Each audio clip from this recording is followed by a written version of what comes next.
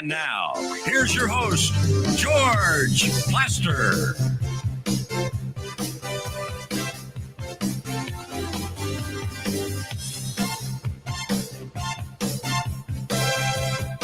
Hello again, everybody. Welcome in. It's a beautiful Thursday in Nashville.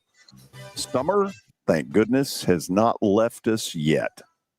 But football season is here, and we're celebrating football night in Nashville from Sports and Social in Green Hills. The game tonight is the Miami Dolphins, who are struggling, against the Buffalo Bills, who are not. However, here's an inducement to come on in and join us tonight. Register to win that beautiful golf cart back there. $15,100 price tag, courtesy of the folks at Mikey's Motors. When you come in tonight, get one of the registration slips, fill it out. Who knows? December 18th could be your lucky day. Got a lot going on. Let's start in Murfreesboro with Kelly Holcomb. Kelly, how are you? I'm great, George. How you doing? I'm good. What's going on? Not much, man. Looks like you're comfortable in Sports and Social. Nice and cool. Nice and cool. Good atmosphere, good TV screens. Denver's about to lose to Indy.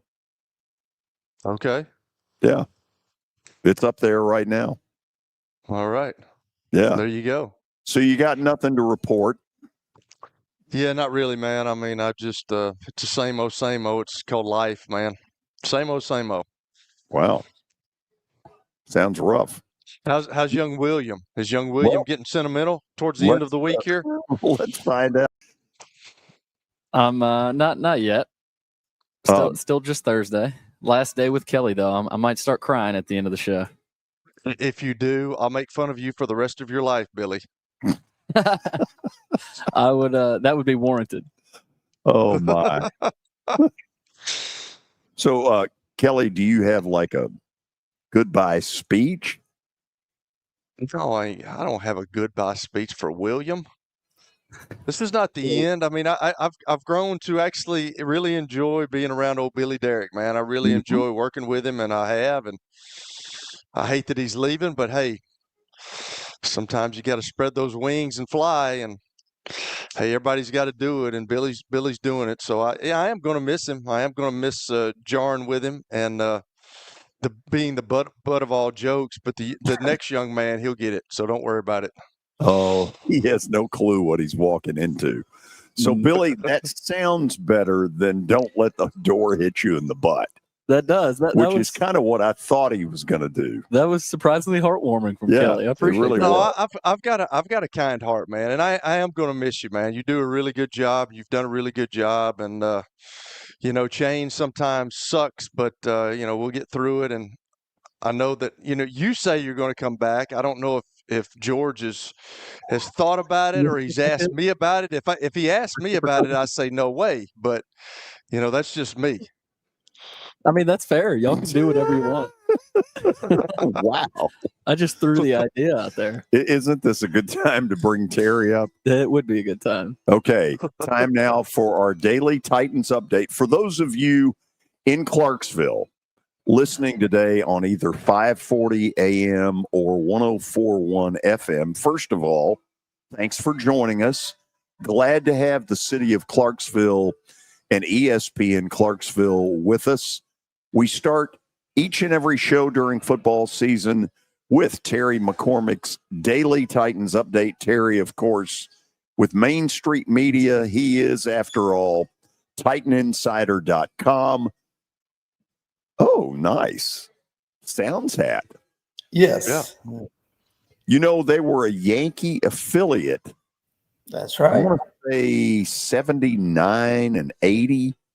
Yep, 80, maybe 81, I think, because I remember seeing the Yankees there in an exhibition, I think, in 1981, right before the 81 season started. I was the PA announcer that day. Nice. Yeah. Anyway, as part of a broadcast crew back then with the great Bob Jameson, I ended up meeting your owner, George Steinbrenner, and Yogi Berra. Nice. Yogi Berra was down here a couple of times during the 81 strike. Nice. That was pretty Nice. cool. That is pretty cool. Okay, tell me what's going on with the Titans. What's the latest? Okay, no sign of, per reports, no sign of J.C. Latham again today. L'Jarius Sneed apparently worked on the side field, but Tavondre Sweat and Kevin Zeitler were back. Also, no Bryce Oliver today. So injuries starting to hit the Titans in a few areas, including the offensive line, which is the absolute one area where they can't afford very much. Yeah, and let's face it. I mean, I don't think we're saying anything that's shocking here. No team can afford injuries less than this one. No, I think you're exactly right. The depth is absolutely a concern all across the board, except for maybe a couple of positions. But I think, when injuries are a part of football, and, a lot of times the team that has the best depth ends up making the deep runs and winning a lot of games because they're able to overcome those injuries better than teams that don't have good depth. Terry, what else you got for us? Well, one of the things, too, that, Cam Ward told us about yesterday said that, he's not concerned about his completion percentage, which is 50.8%. If he's not concerned about it, I mean, he said the politically correct thing of just wants to win games. But, I think that between the protection, between the receivers, that needs to be about 10 points higher, if not 15 points higher, if this offense wants to run the way that they need it to run in the passing game. You cannot win games with a 50.8% completion rate. So that is something that has to get better in a hurry. Terry, he talked about the field at Nissan Stadium. Willie Donick and I went to the game together Sunday, and I noticed I'm on the press box side where you are. That's where my tickets are. And I noticed to the right, down in the corner, that the artificial turf had kind of a brown look to it. Did you notice that? I did not, but that is interesting. I think that field turf it's not really field turf. It's artificial surface. I think it's made of like something from coconuts and cork or something like that, which sounds crazy. So I guess there's the chance it could dry out. You wouldn't think so, but anyway, once they get into the new stadium, it will be domed and they won't have to worry about the sun, damaging things or anything like that. But I did not notice that, but that is very interesting. And Cam Ward's certainly an advocate for grass, as most NFL players are. But given the money involved and the fact that, especially with this new building, they're going to want to host concerts, they're going to want to host wrestling events, Final Fours, college football playoffs, Super Bowls, what have you. I think that plea is going to fall on deaf ears.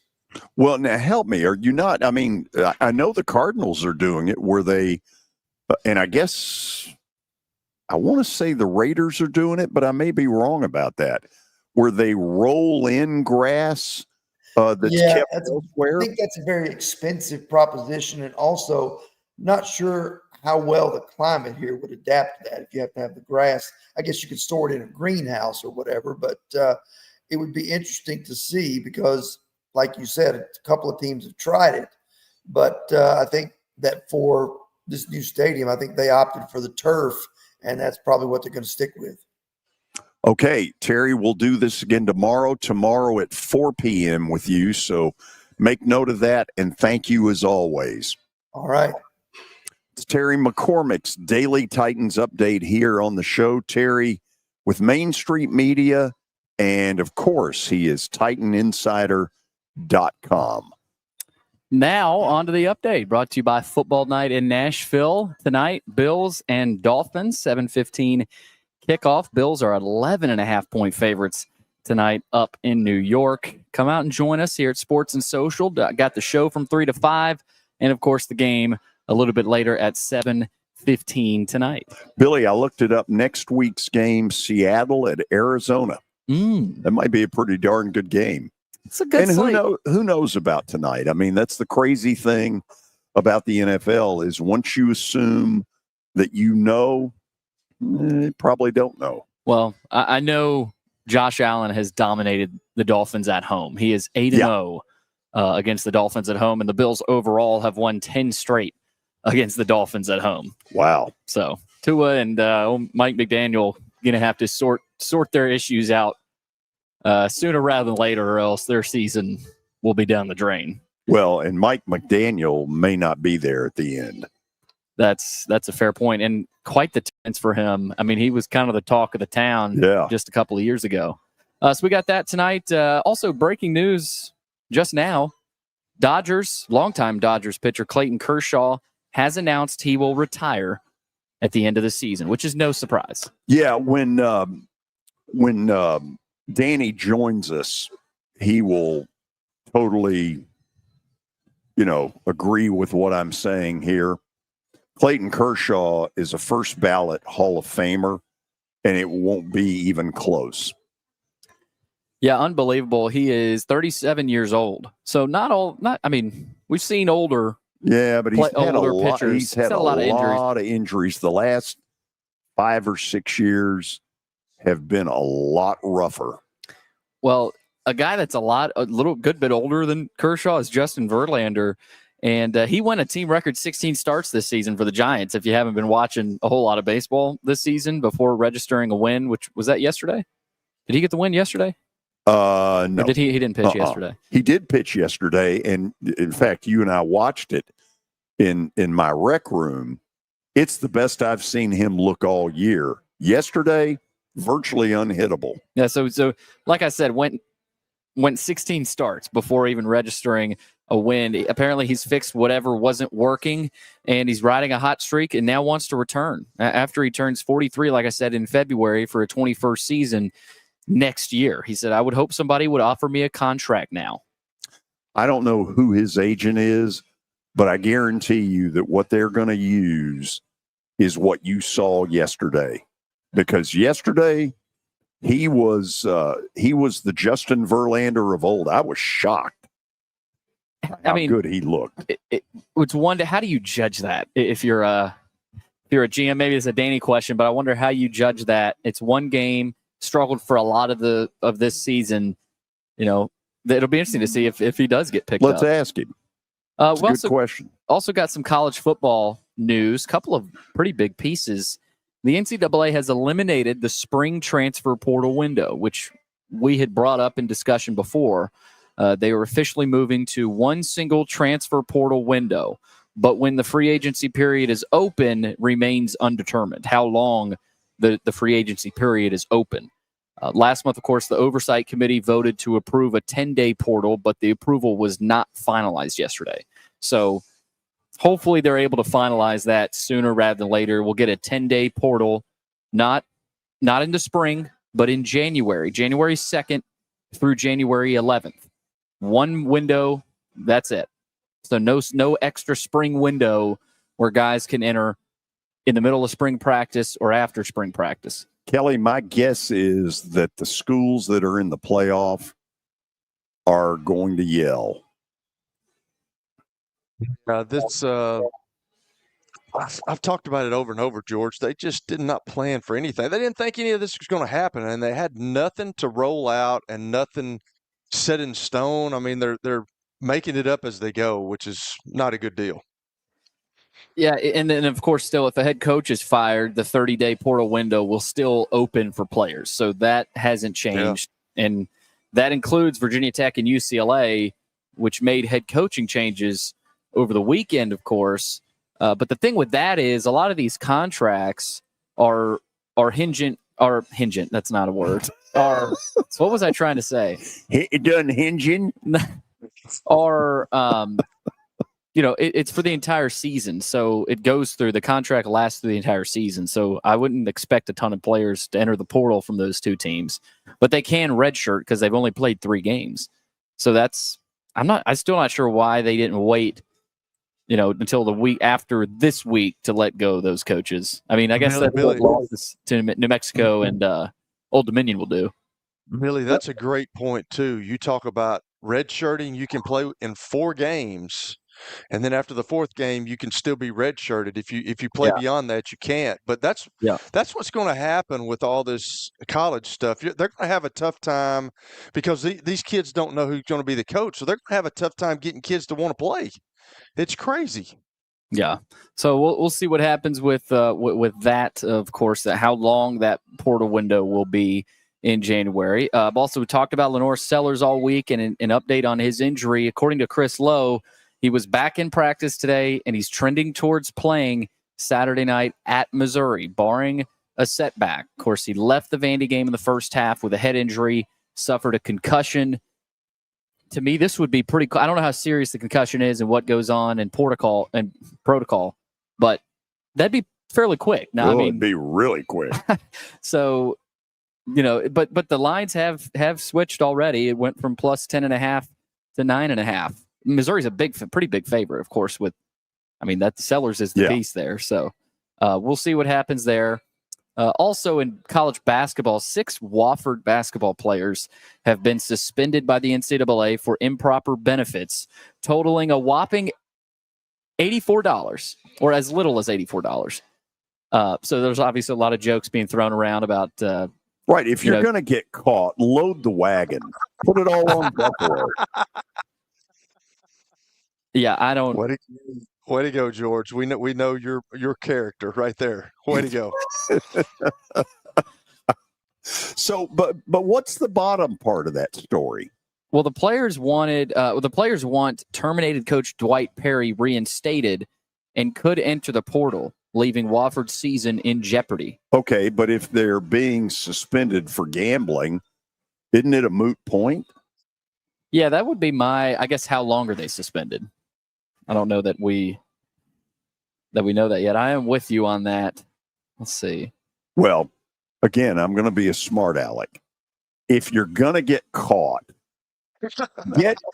loading the wagon. Not for $84, George? No, absolutely not. Heck no. Because that means that each of the 6 was probably in for $14. Okay, was it worth that? No. That's not exactly loading the wagon. This is pretty embarrassing, though, to make this an issue after all these other cases and lawsuits the NCAA is in. Apparently these impermissible benefits range from $84 to $108. So Wofford has fired their coach. 6 players have gotten suspended. Now the kids want the coach suspended, or not suspended. They want him reinstated, or else they'll all transfer, putting Wofford's season in doubt. They were in the tournament, the NCAA tournament, just 6 months ago. So the outlook for Wofford basketball is not great. It's bleak. Yeah. Okay. After the break, Danny Evans. That's the update. Yeah, well, it was certainly special. After the break, Danny Evans will join us for a group in Clarksville. He's a former Dodger general manager from 2000 to about 2005. Before that, he was the White Sox assistant GM for close to 20 years. If you love baseball at all, this guy is as wired to it as any human being possible. This is the George Plaster Show. When I got my first car, my dad told me, keep the gas tank full and my number on speed dial. Now parents are telling their kids, save 615-242-9000 just in case. I'm Blair Durham. If you or someone you love is in a wreck, call us. We're here to get you the money you deserve.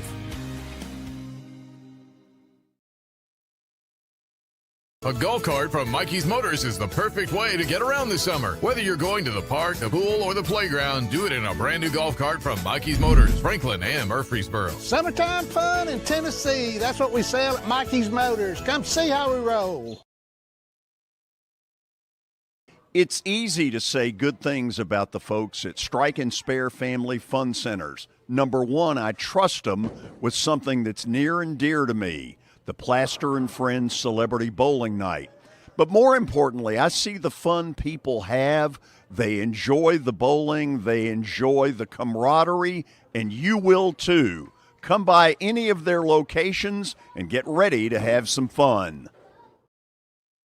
As the trusted premier custom home builder in Middle Tennessee, Donnelly Timmons has over 20 years of experience in the industry. Whether you're looking to build your dream home or renovate your current home, their team will ensure that every client and every remodel is unique, luxurious, and completed on time within budget. Founders Dustin Timmons and Joey Donnelly have over 25 years of construction experience in the Nashville area. Together, they have completed projects in Forest Hills, Oak Hill, Green Hills, Franklin, and Brentwood. Dustin and Joey believe that communication is the most important aspect of all construction projects. Therefore, they personally manage each project themselves and are involved in job site activities on a daily basis. Their commitment to quality and integrity has earned them an outstanding reputation among their clients. Contact them to set an appointment for a free consultation or to view some of their completed projects. Give them a call at 615-456-7983 or log on to DonnellyTimmons.com.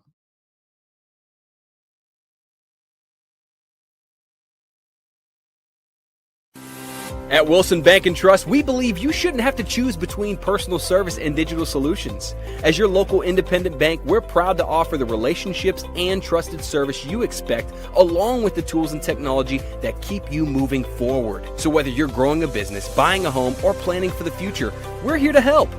Because this isn't just where we work, it's where we live too. Wilson Bank and Trust, here to get you there. Member FDIC.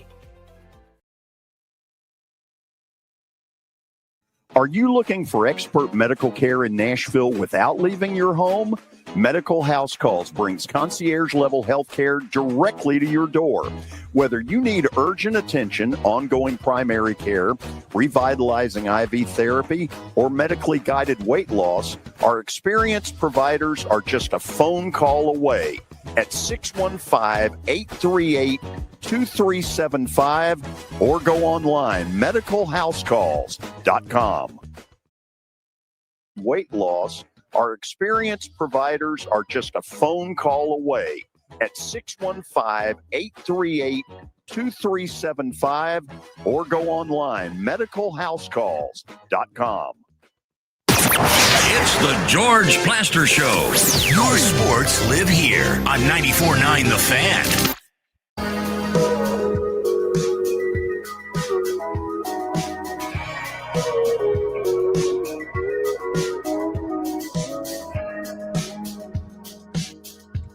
We're headed to football night in Nashville from Sports and Social in the Green Hills Mall. If you got time, come on out tonight and register to win that beautiful golf cart, courtesy of the folks at Mikey's Motors.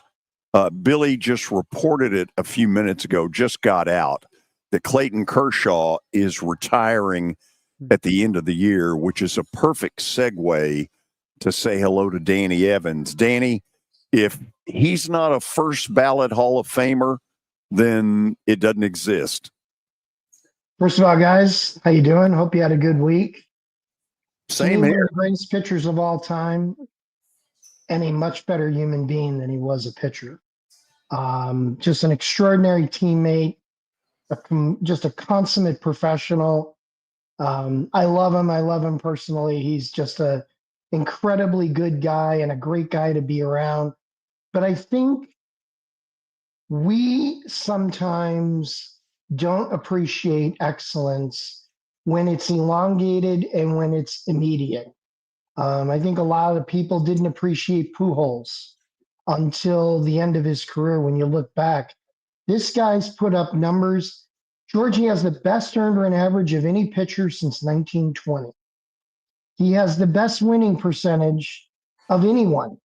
I mean, he's got a better winning percentage than guys that we look at as Mount Rushmore type guys. And, you know, I know some people say, well, he didn't do it in the postseason. Hey, there's a lot of guys who have been just okay in the postseason because teams knew they had to beat him to win. And you spend months trying to figure out how to beat a guy. I am glad that my path crossed with him. I first saw him when he was a high school freshman. And this guy is a great competitor, a phenomenal teammate. But guys, you need to know what he does off the field for people is absolutely incredible. I mean, he builds schools with his wife Ellen in the off season. He does things throughout the world very much under the radar that just speaks volumes about who he and Ellen are. So yeah, great player, first ballot Hall of Famer. I think one of the greatest pitchers of all time. I mean, to me, he's up there. He's top 10 all time in my mind. But I think more importantly, his impact in the community is absolutely unbelievable. And for that, big tip of the cap, because when you're more special off the field than you are on, that's a pretty darn good life. Yeah. Danny, it's ironic that he announced the news because I was going to start with the Dodgers anyway. Mm-hmm. For several months, I've had the same question mark about them that everybody's had, and that is, do they have enough pitching come postseason? And really, for the first time, I'm starting to believe the answer may be yes, based on what I've seen on back-to-back nights. Agreed. Ohtani with a 5-inning no-hitter against the Phillies, and last night, and I watched it, Blake Snell was as good as I've ever seen him, 12 strikeouts. If they get that, they will win it all again. Well, and Glasnow's been unbelievable his last two outings.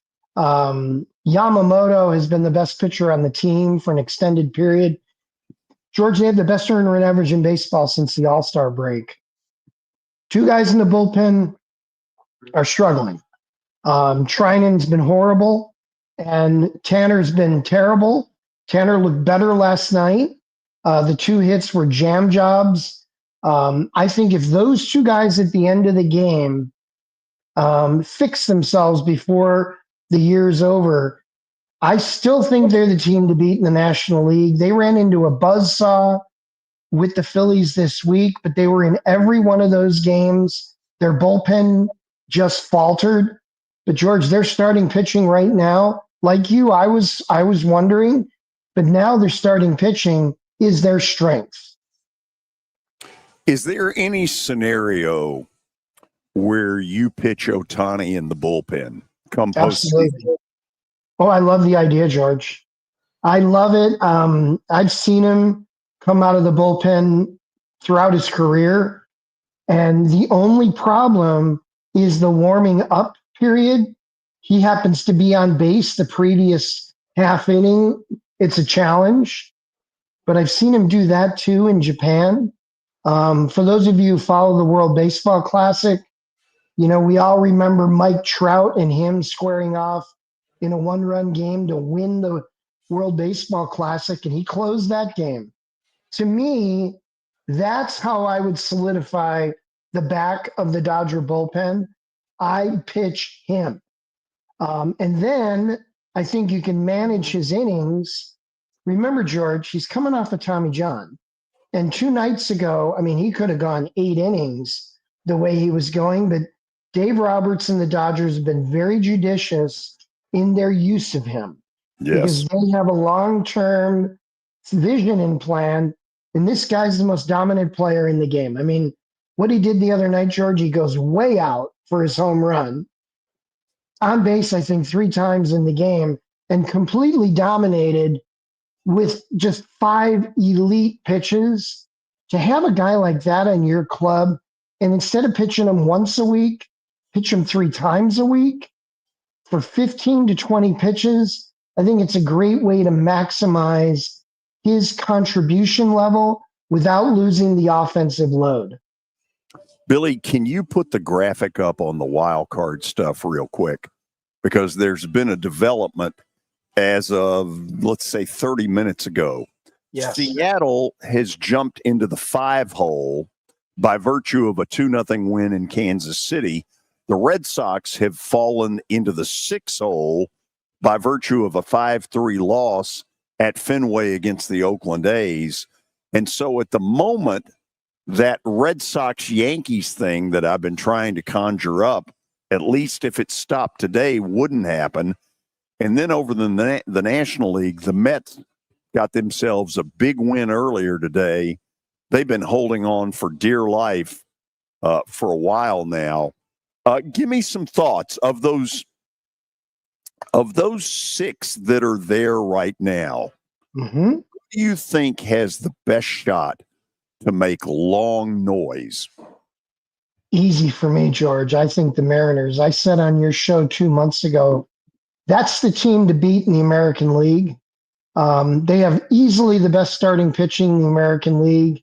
They're playing great, absolutely great right now. They have multiple offensive weapons. They catch the baseball.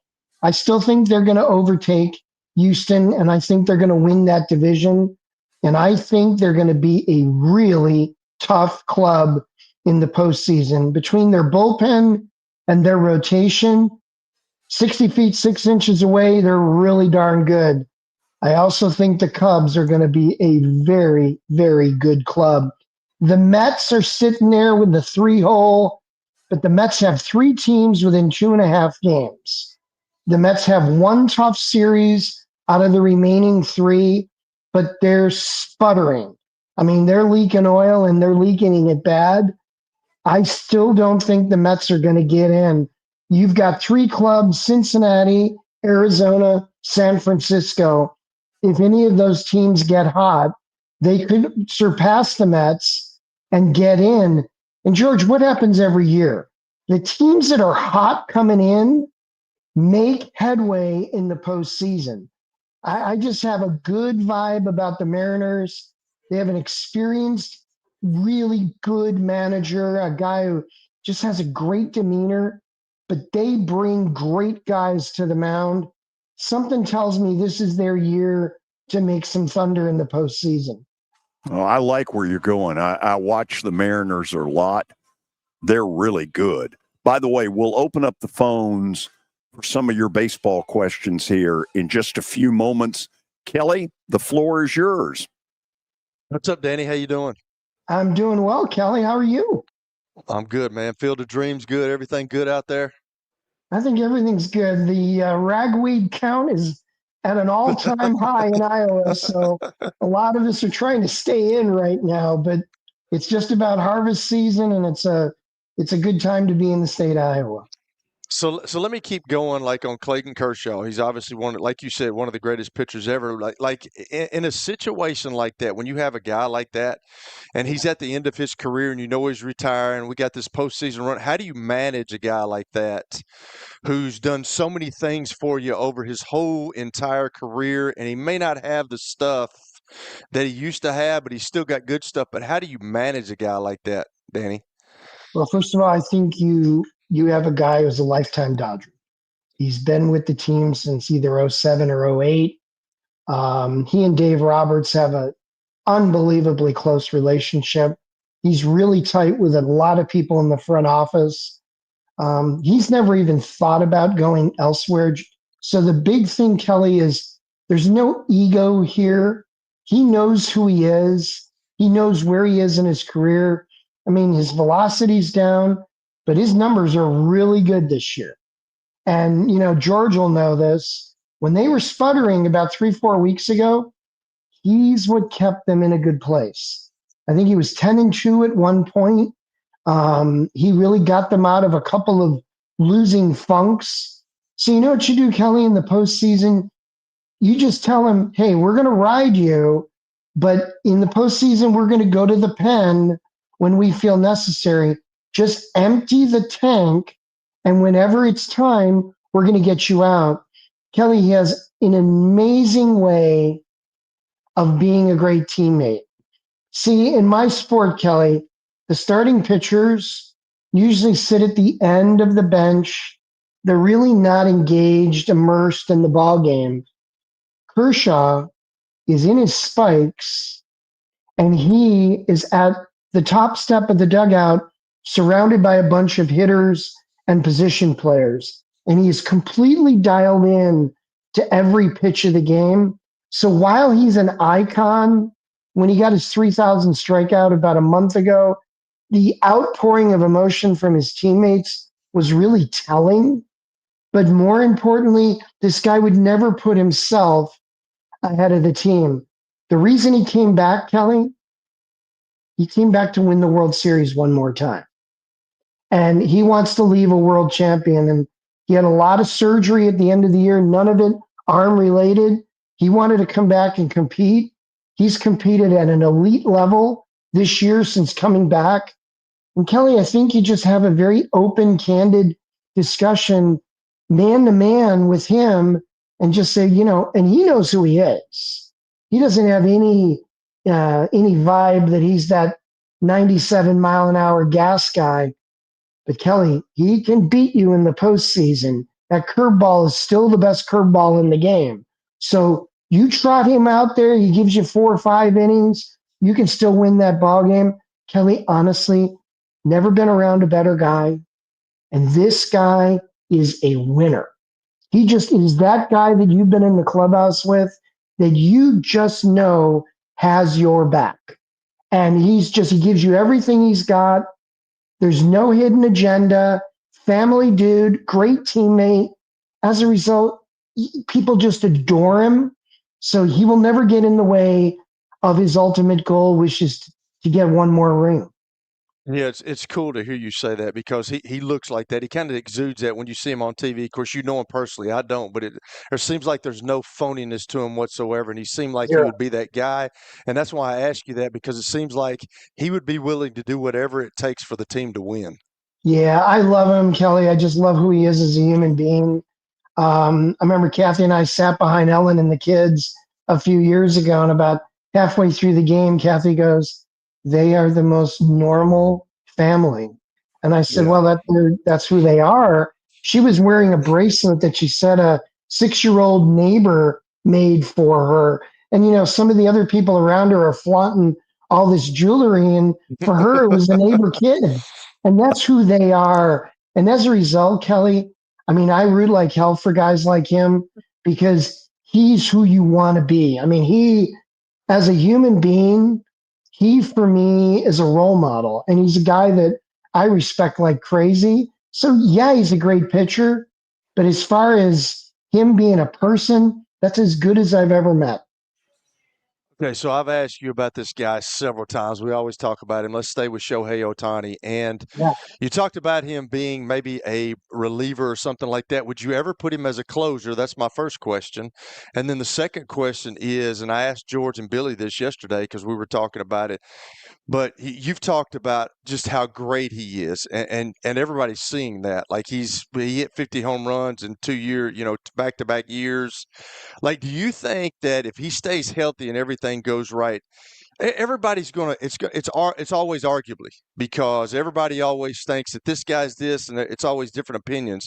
But do you think, being a general manager, being around the game so long, that he could be the greatest player ever to play Major League Baseball? I think he already is. I think he's the most impactful player in the history of the game. Ruth did it in a different era, playing all-day baseball. Color barrier was in place, all-day games, no travel of any side. He's facing the same pitcher 4 times a game. Ruth revolutionized the game. Ohtani has done something on both sides of the ball that has literally never been done in the history of the game. And Kelly, not just did it exceptionally well. Remember, let's go back 8 months ago, and he signed that monster contract. Or no, it was a year and a half ago. And everybody wondered, that's a waste. That might be the best free agent contract ever signed by a big league player. This guy has produced at levels unimaginable to most. Candidly, not surprised. I thought 10 years ago he was the best player I'd ever seen. This guy has back-to-back 50 homer seasons. When he's on the mound healthy, he is as dominant as anybody in the game. He runs the bases, he's durable, and he wins. mean, last night's a good example. George was watching. He gets beat with a couple of sliders earlier in the game. Luzardo gets him on a slider on the second strike. He looks for it again, and he hits it 430 feet. This is a really amazing talent. To me, Kelly, he's a first ballot Hall of Famer, and he has revolutionized the game where now kids think they can do both and they'll get the opportunity. Whereas 5 or 6 years ago, no one would allow people to be a two-way player. Now it's totally okay, and it's because of his performance and his excellence. So do you think he could be a closer? Would you put him as a closer? Kelly, I would not pitch him in any other role in the bullpen, and I'll tell you why, not to get too nerdy on you. But within the rules, if he pitches and has to come out, unless he goes to a defensive position, you lose his spot in the batting order. So suddenly you would no longer have his offense.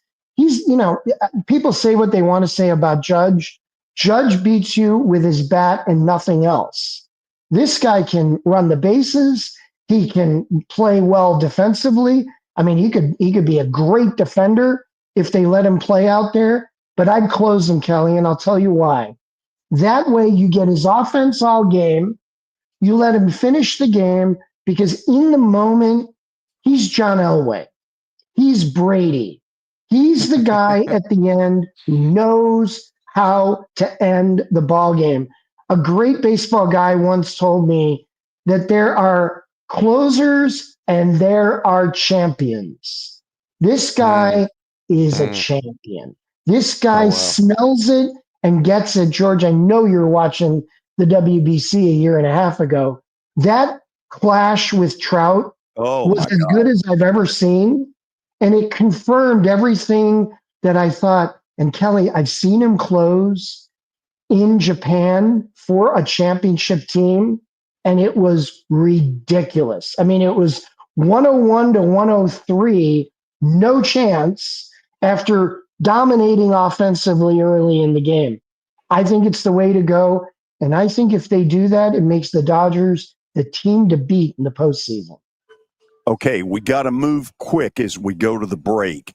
If you want to get in with Danny, I got to get you to call really quick. 615-759-9949. Again, 615-759-9949. We will take your phone calls for Danny after the break. This is the George Plaster Show. When I got my first car, my dad told me, keep the gas tank full and my number on speed dial. Now parents are telling their kids, save 615-242-9000 just in case.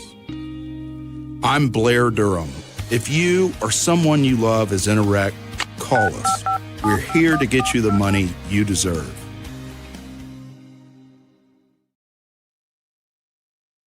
This is my buddy Stan Harrison from Apple Collision Centers. Recently, you've been talking to me about companies that have a fleet of trucks and they're always in need of repairs. That's right, George. We understand that nobody likes to deal with the auto body repair process. We try to simplify that at our 3 convenient locations. We work with all major insurance companies. We help to ease the stress of the auto body repair process. We're located in Old Hickory, Hendersonville, and Gallatin. If you need our services, please stop by and see us. And how convenient that we have that in the background. Now, seriously, these are good folks. They do really good work. Give them a holler.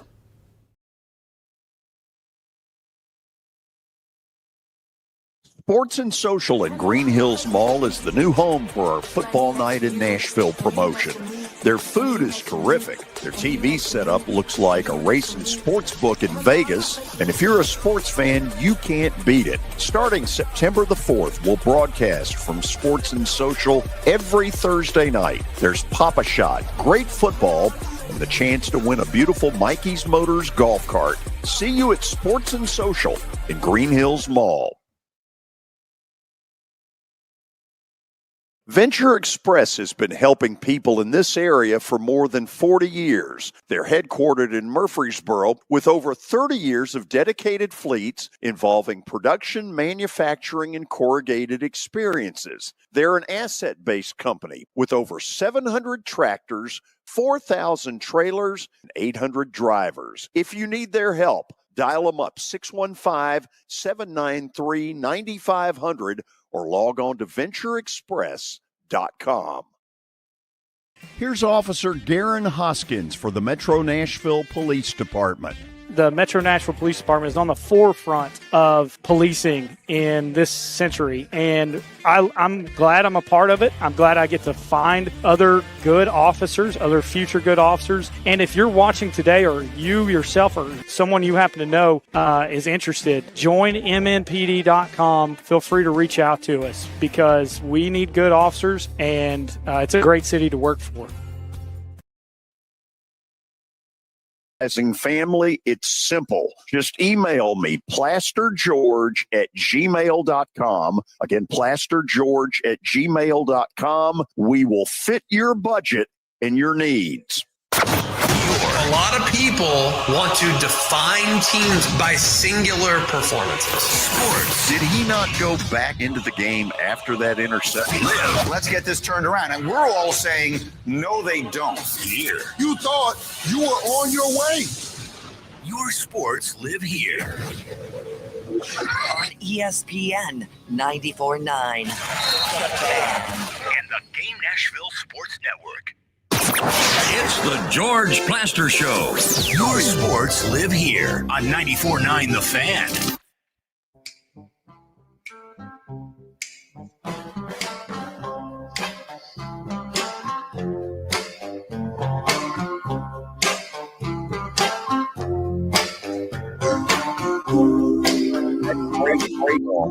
That you're hearing is now the walk-up music for Francisco Lindor of the Mets. And the people at Citi Field are singing it as it's getting played, and it's really cool. Really is. Okay, let's take some phone calls for Danny. Let's start in Nolensville. Tony, welcome. Hello, gentlemen. Hello, guys. And Danny Evans, like the great Lee Corso said, not so fast, my friend. That's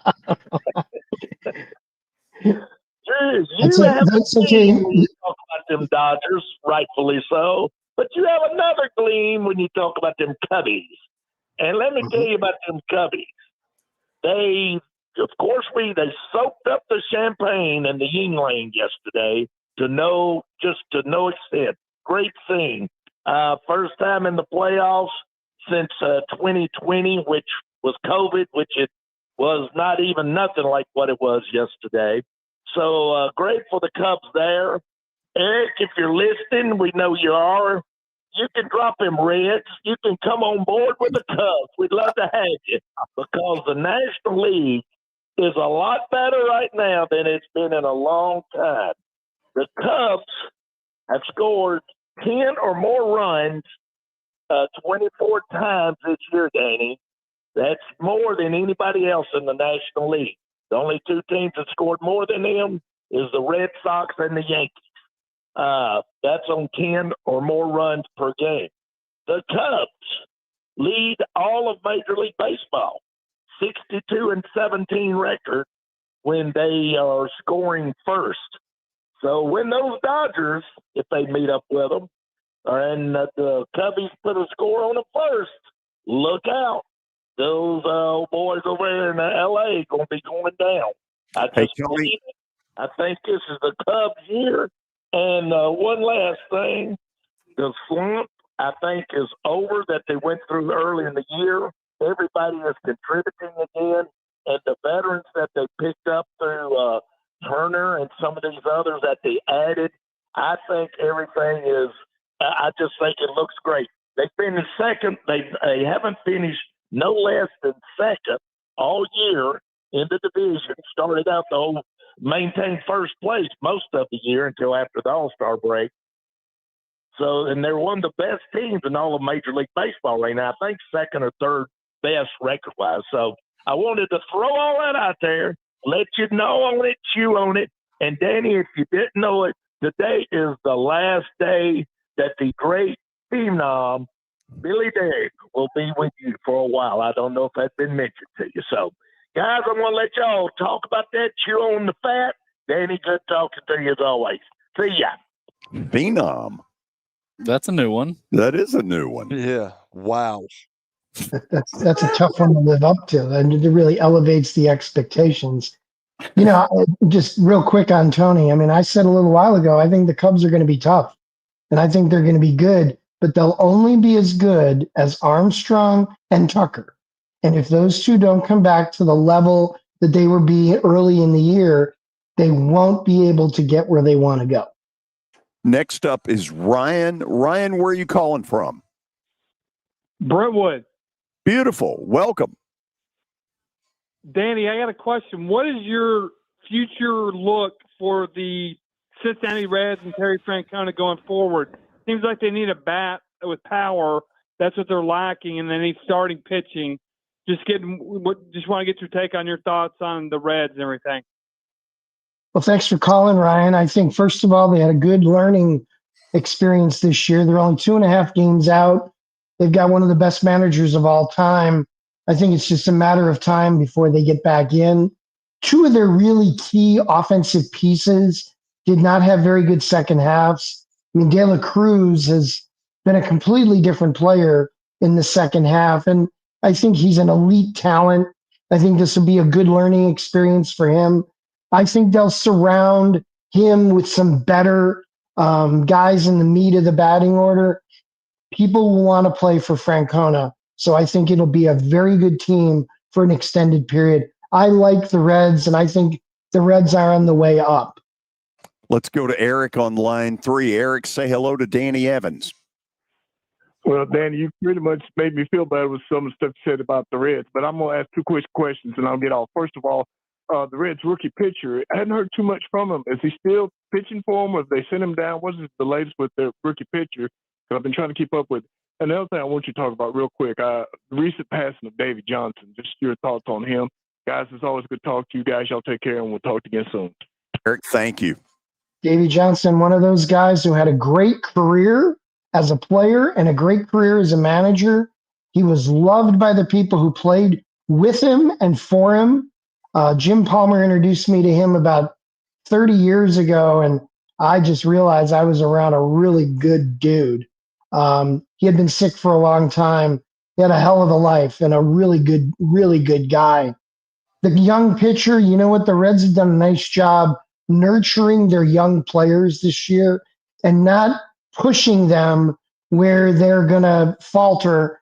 I think it's been a real masterful use of their young players, and I think it'll bode well for them, not only for the next couple weeks, but also for the future. Danny, Frank in Smyrna is asking, do you think Ha-Seong Kim will be back in Atlanta next year? Yes, I think he'll be the opening day shortstop, and I think he'll be a big contributor to a very much improved Atlanta Braves team. Okay, Billy, you get the last stuff with Danny here. Ask him the Verlander thing. Yeah, Justin Verlander obviously is 43 years old, and he wants to pitch next season. Or I guess he'll turn 43 next year. And, I was talking about it with Kershaw. Kershaw is 37. Do you think that's possible? And, Danny, how do you judge a guy that, he didn't pitch well for most of this season, but he had a really good start yesterday? How do you judge that if you're a GM kind of looking at if you want to make this move on him or not? Billy, I'm a yes for next year. I think he actually pitched very well. He just got a lot of no decisions and low run support, which really prevented him from throwing W's on the board. This guy still has the command, still has the fastball, still has the high spin rate, which on all of his stuff, including his fastball, will maintain excellence. He's still one of the better pitchers in the game. Great competitor. I think he's a yes for me next year. Guys like that, guys like him, Scherzer, that maintain their velocity somewhat, also maintain their spin rate. They can still contribute with plus command for an extended period into their 40s, Billy. It's a good example of how advanced analytics can really ease your comfort with his chronological age. Danny, it's been a pleasure. We'll talk soon. Awesome. By the way, Jose Contreras' son has committed to Vanderbilt. I saw He's got that. a chance to be a real elite right-handed pitcher. Great signing by the Vandy boys. I saw that. Wow. That's cool. Interesting. Danny, thank you as always. We'll do it again next week. Thanks. I love baseball hour in Nashville. Thanks, guys. Well said. I like it. Okay. After the break, we'll go stat of the day, which may not work out real well. But then we'll review Underdog Picks to start the 4:00 hour. There were 3 people that won. Pretty unprecedented week rare. in Underdog history. Kelly, do you have a thought about that, what Billy just said? I need Billy to be quiet and shut his mouth. That's what I need right now. He's not in the competition. Hey, you just manage the competition, manage the competitors. You're the director on that. So you just don't say a word. Just tell us who goes, when we go, and what we did last week. This is your day to say it, because I will be shutting my mouth. Yeah, well, hey, that can't come soon enough. That can't come soon enough for me, Billy. Wow. Let's be honest. That means a lot. Wow. That sounded more like the don't let the door hit you in the butt. Okay, 4:00 hours coming up. This is the show. Houston Clinic Orthopedics welcomes Dr. Jennifer O'Donnell to our team of award-winning physicians. Dr. O'Donnell, whose work has been featured in prominent medical journals, specializes in treating the spine, including lumbar stenosis, disc herniations, and more. She is now seeing patients at our Lebanon, Smyrna, Stonecrest, and Nashville Centennial locations. Learn more and schedule your appointment today at tn.houston.com. That's tn.hughston.com. Houston Clinic Orthopedics, when expertise matters. Twin Peaks is the best in the game. Here, it's bigger game days and bolder fight nights. I mean, where else can you find a scratch kitchen that always comes in clutch every day from lunch to late night? Only at Twin Peaks, the #1 sports bar. Football and Fireball is a match made in heaven. And by heaven, of course, we mean Twin Peaks. Spice things up next game day with a shot of our favorite cinnamon whiskey. Twin Peaks in Cool Springs and Madison. Ponce Law is the only injury law firm with the Crash Cam Network, capturing accident footage on highways across Middle Tennessee. Injured in an accident? Call Ponce Law. We offer a no-fee guarantee, and for over 30 years, we've been helping injured people just like you. We've been voted best law firm multiple times. I'm Michael Ponce. If you've been injured, call us today at 615-244-4321. Ponce Law, justice for all. When you're all in for game day, Electronic Express has you covered with the largest selection of in-stock appliances and TVs that put you right in the action. For a limited time, feed your game day crowd with an LG kitchen built for tailgating at home. Plus, get a free 65-inch smart TV when you buy 2 or more qualifying LG appliances. Shopping local comes with perks, like free delivery and up to 24 months of interest-free financing. Visit us in-store or online at electronicexpress.com. We've got that.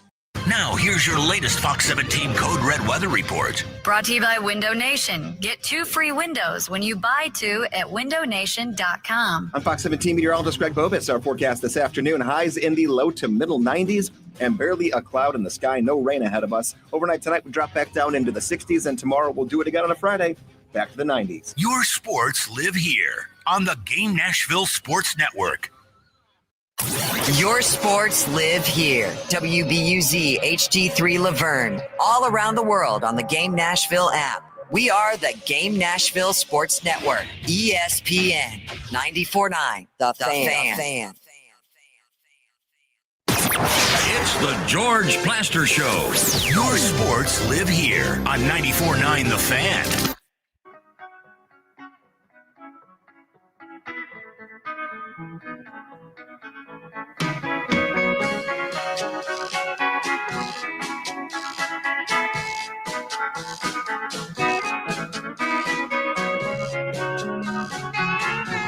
Okay.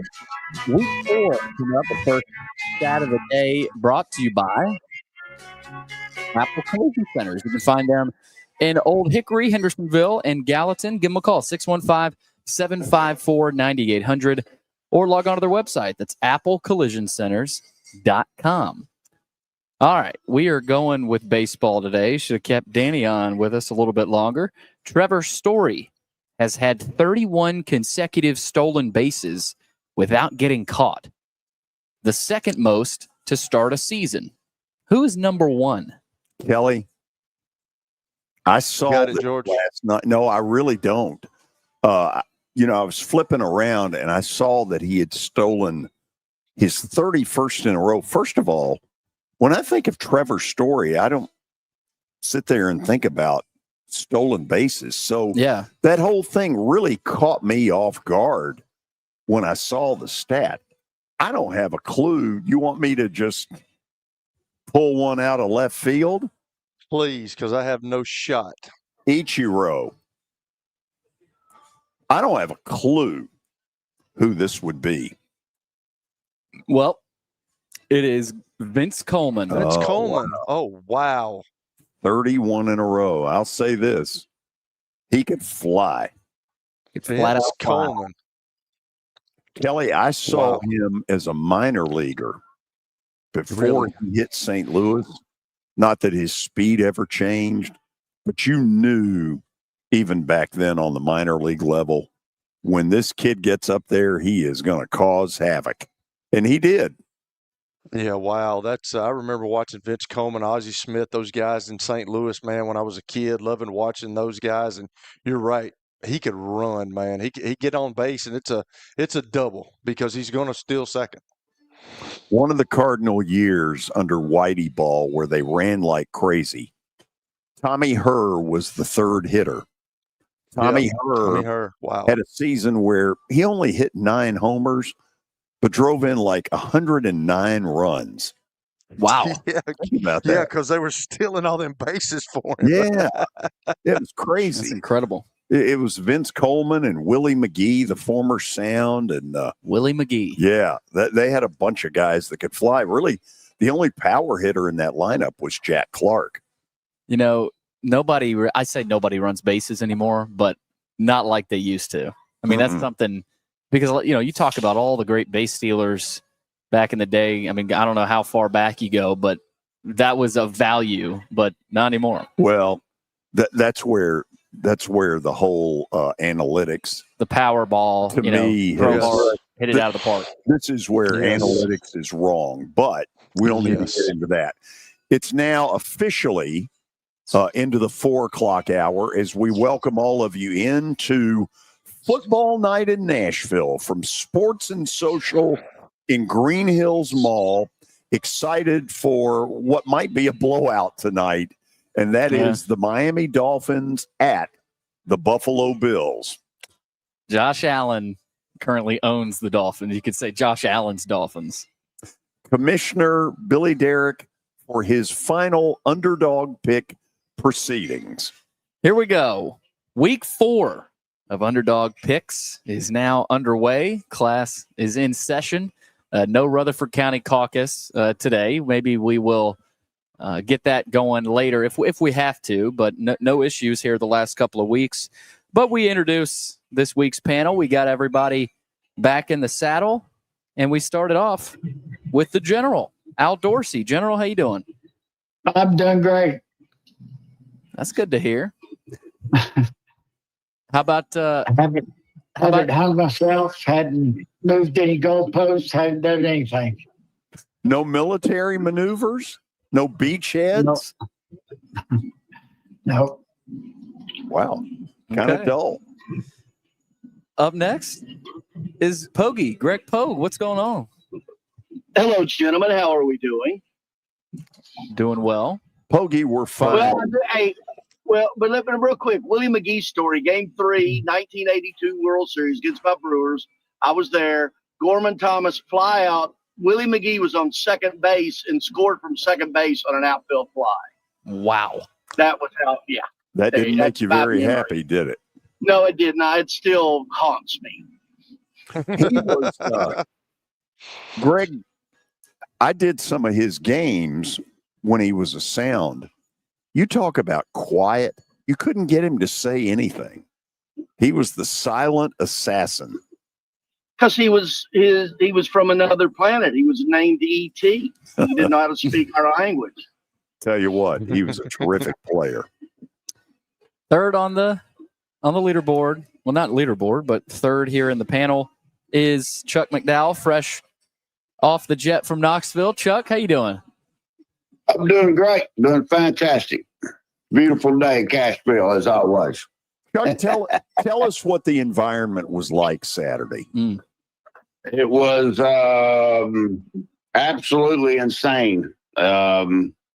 Yeah, I don't know that I'd ever heard the place quite that loud before. They had the orange and white checkerboard. Everybody, every section was checkerboarded up, and it was 100,000 great fans there. And yeah, it was a great day until it wasn't a great day. So for you, that's the loudest you've ever heard that place. That place was, 3 years ago or 2 years ago when they beat Alabama. That was a special moment, but this was different. It was like we hadn't played football in 2 or 3 years. People couldn't get in the stadium. It was so crazy. It was a lot of people, and it was hot. The sun was out. Something about those 2:30 Big Tennessee games against another top 5 team, whether it's Alabama or Georgia, those games just turn out being 4-hour, magical marathons. It's unbelievable to watch. Last 2 sure have been. Yeah. So that's our panel. Of course, George and Kelly as well. Do we want to look at the results from last week on a great weekend? Of course we do. For the panel, we started. No. Chuck says no. We'll get to that, Chuck. But first off, Kelly got him a win with Bowling Green and Eddie George, 23-13. Kelly, congratulations. I know that means a lot to you. And I know that's so phony coming from you, Billy, because you don't want any of us to do well. But I told you that Eddie George and the guys would come through, the Bowling Green, baby. I knew that they would get a win, and everybody was kind of questioning my first pick because I told you Georgia Tech I thought would win. I was going to give it to George because we all know he's got Haynes King up for the Heisman. Kelly, did you send Eddie a congratulatory telegram?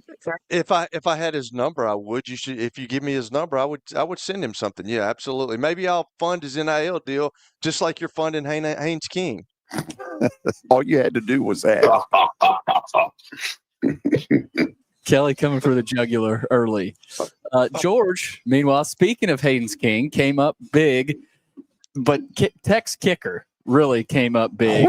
In the last, 15 seconds, that thing was rolling, and they had to get the team out there. They kicked it through the uprights, and Tech got the win, 24-21. Did it not look like it was going wide right and then last hit second an air pocket or something? Yep. Yeah, that was unbelievable scene at Bobby Dodd Stadium in Atlanta. I saw they took the goalposts to the president's pool in his backyard. Did you see that? I don't know if that's a tradition really? Whenever they do that. Yeah. Yeah. So, for them, it's a little bit like, the Diego Pavia story of a year ago when he beat Alabama. Yeah. I don't know the exact number, but the addition in the end zone at Bobby Dodd Stadium from, 10, 15 years ago, most of that was Clemson people. Right. And so, they fight to have a home field. I was really happy for him. And Kelly can be all snarky all he wants. Haynes King's a damn good football player. Didn't say he wasn't, but I've never seen a booster like you for Haynes King. Good gracious. Join the Haynes King Booster Club now. Email George Plaster. I figured him out before you did. The general. Cares, George, move on. Give him a ribbon. Give him something. He needs something for that. Seriously. Give him a Haynes King clip-on for the polo. Bobblehead. Maybe a bobblehead or something. Yeah. We'll send it to George. Meanwhile, the general had a tough loss. He had Troy plus 3.5 against Memphis. Thought that was a good pick going in, but the Trojans struggled with the Tigers and lost that one 28-7. General, well, they lost They lost their quarterback in the first quarter. Yep. That really hurt. That's a tough one. But we can't allow injuries to be an excuse. Well, when it's a collarbone, you can. How early was that, General? First quarter. So you probably didn't have a good feeling ever since then. Right. Well, it was obvious when the second team quarterback came in. He didn't have it all together. Did you have that in your scouting report? No, I wasn't expecting the quarterback to go out. By the way, Memphis has got Arkansas at the Liberty Bowl keep an eye Saturday. on that one. Yep. I don't quite understand why Memphis is a 7.5-point dog. Are you hinting at something? Well, I'm just saying I don't get it. Well, stay tuned. Well, I don't doubt Save it for later in the show. Yeah, I mean, we're not making picks yet, George. No, thank you, Bogey. Meanwhile, Chuck, tough one. USF plus 17.5 didn't quite work out against Miami. Carson Beck and the Hurricanes had quite the day. Chuck, any thoughts? Yeah, that wasn't a tough one. That was easy. It was over in like 13 seconds. Chuck. Yeah, the week before I had UConn up by 20 starting the fourth quarter. That was a tough one.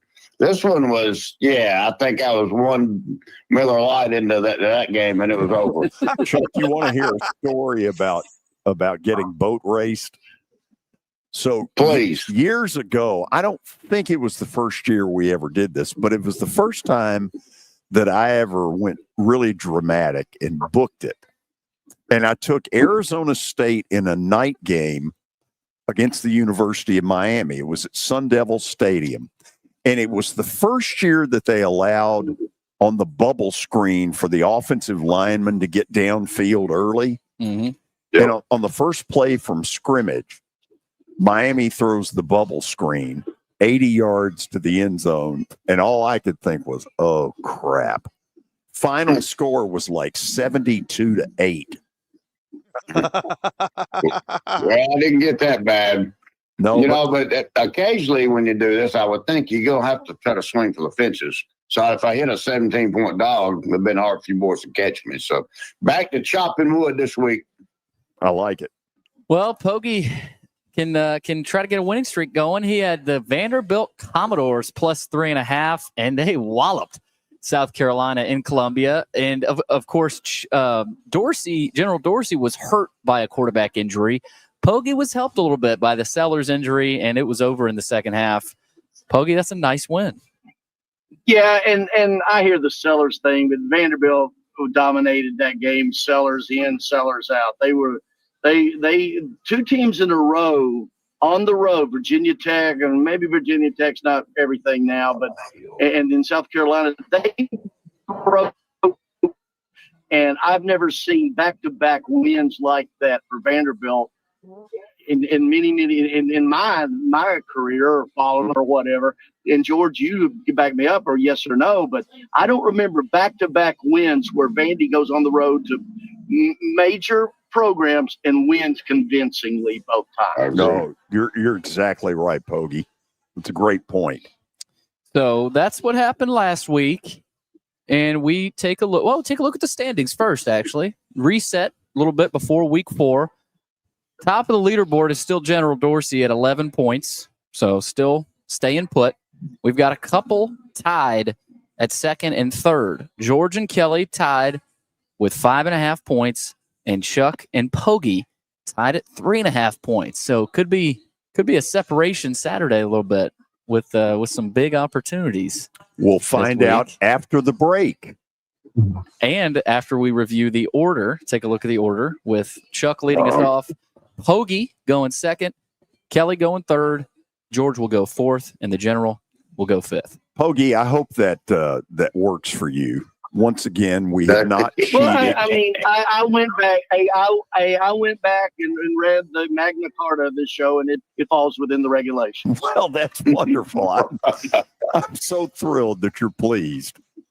Commissioner Pogue. Okay, after the break, What week is this? This is week 5 4. for us? 4. Oh, 5, I guess, week this 0. Is week 5 for us. Okay, we'll find out who's picking whom next on the George Plaster Show. When I got my first car, my dad told me, keep the gas tank full and my number on speed dial. Now parents are telling their kids, save 615-242-9000 just in case. I'm Blair Durham. If you or someone you love is in a wreck, call us. We're here to get you the money you deserve.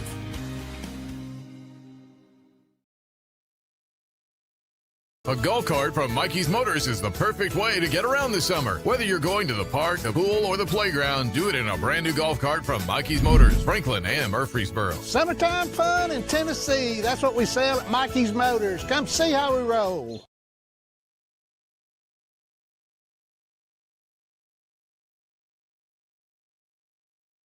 It's easy to say good things about the folks at Strike and Spare Family Fun Centers. Number one, I trust them with something that's near and dear to me, the Plaster and Friends Celebrity Bowling Night.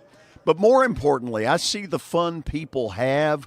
They enjoy the bowling, they enjoy the camaraderie, and you will too. Come by any of their locations and get ready to have some fun.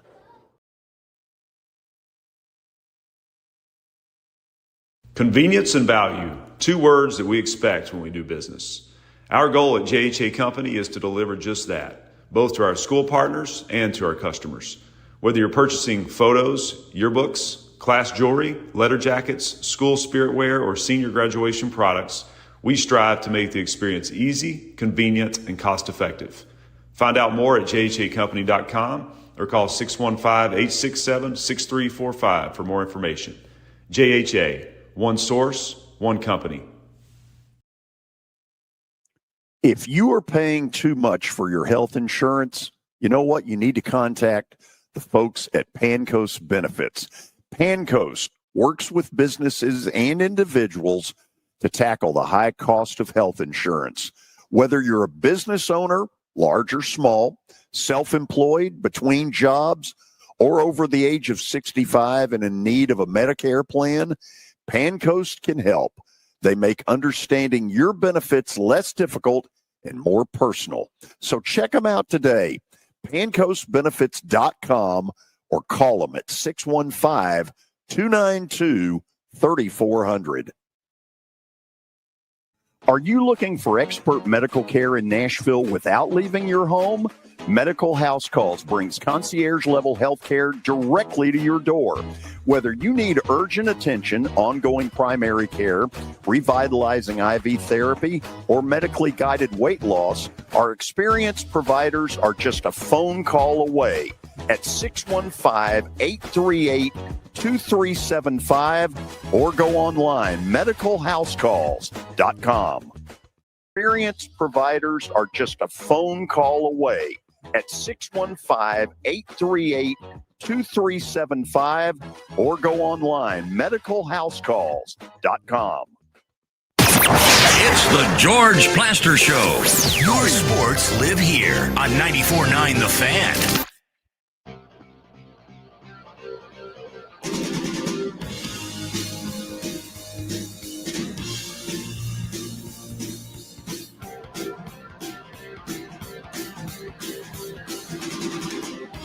And we're back, broadcasting live from Sports and Social in Green Hills. Time now for week 5 of Underdog Picks. Again, the order will go Chuck McDowell, Greg Pogue, Kelly Holcomb, George Plaster, and the General Al Dorsey. And we kick it off with Mr. Chuck McDowell. Yeah, outside.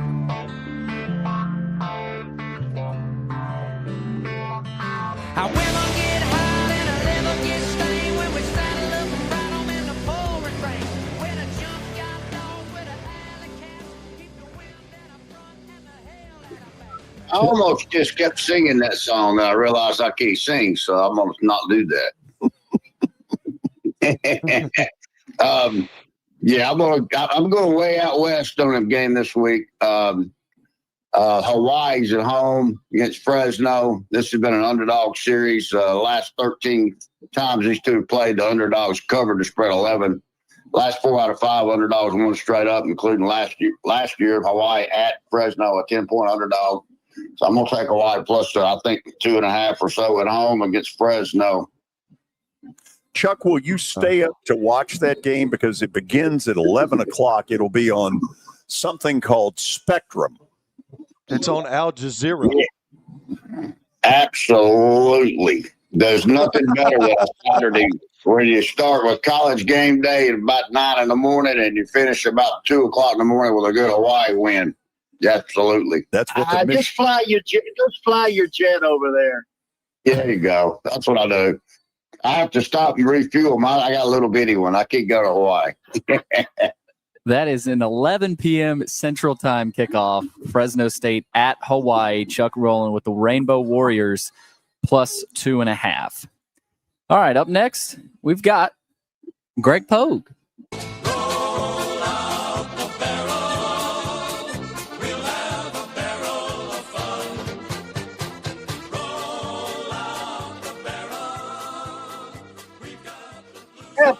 The first team to uncork some champagne in Major League Baseball this year.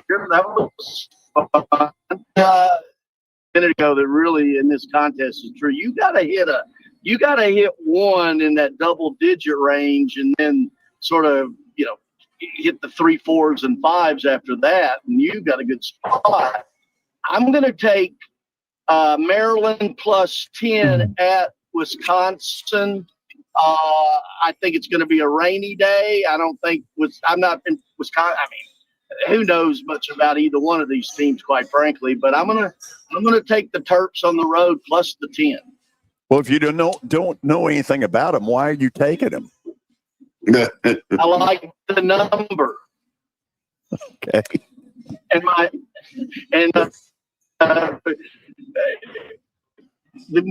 gold sheet said take them. Yeah, you need to get a new phone system. Pogie, Pogie's got a little Al I'm on Jazeera Gallatin going. I know Al.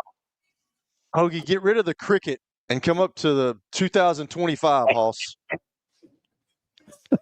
Billy Edwards Jr., Wisconsin's starting quarterback, is a game time decision there. So we'll see what happens there. Yeah, that is. And it's also going to rain. Yeah, it's going to rain also, and that was the first thing I saw, getting 10 in the rain, and with Madison, Wisconsin. Yeah. 11 a.m. kick there in Madison on NBC. Pogie riding with Maryland plus 10 at Wisconsin. Up next, Kelly Holcomb. The preacher man says it's the end of time, and the Mississippi River, she's a going dry. The interest is up and the stock market's down. Kelly? All right, so I thought I heard Pogie say something about champagne, so I was going to be really irritated because he took my Vanderbilt pick last week, but I'm glad he did because I got more points. So this week, I'm going to say that the Fighting Illini of Illinois beat Indiana. Right. Oh, Great pick. That's a That's a great good pick. Very good pick. I can't believe it's way. I thought somebody would take it by now. I was just sitting here just chomping at the bit. That is. I had it number 2. I had it number 2 on the chart, so I like that play. That is a 6:30 p.m. Central Time kick on NBC. That is in Bloomington. Kelly going with Illinois plus 6 at the Hoosiers. All right. Moving along with George Plester. Where the only thing you feel are loaded guns in your face, and you'll have to deal with pressure.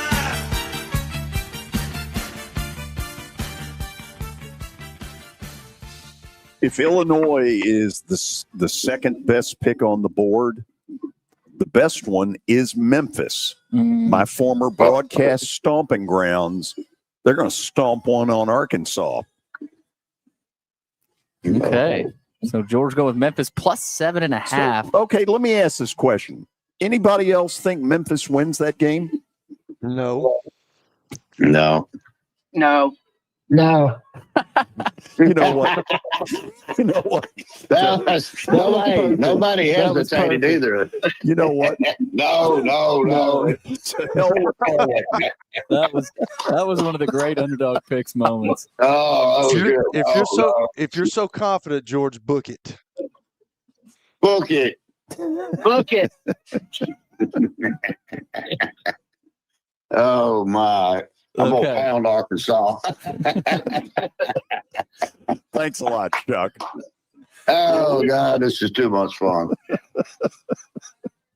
Okay, so George going Memphis plus 7.5 at Arkansas. That's an ABC game, 11 a.m. Yeah, Big opportunity. Listen, ABC doesn't come to town to just have some Arkansas blowout. You wonder what the crowd looks like. Will 50-50 Probably split 50-50. Yeah. Should be fun. All right, last but not least, obviously, he's in first place in this competition, is the General Al Dorsey. Wish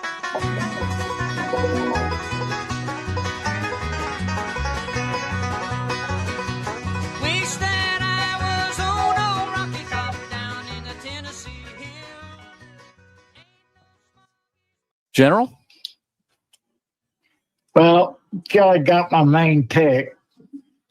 So now just be a shot in the dark. So does your man not give you more than one pick? Yeah, but the rest of them are all, toss of the coin and all that kind of stuff.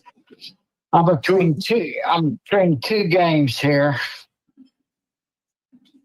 Tell us who they are. Who did you say your top pick was?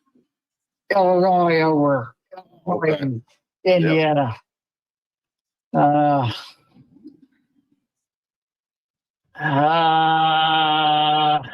going to go. Nebraska. No.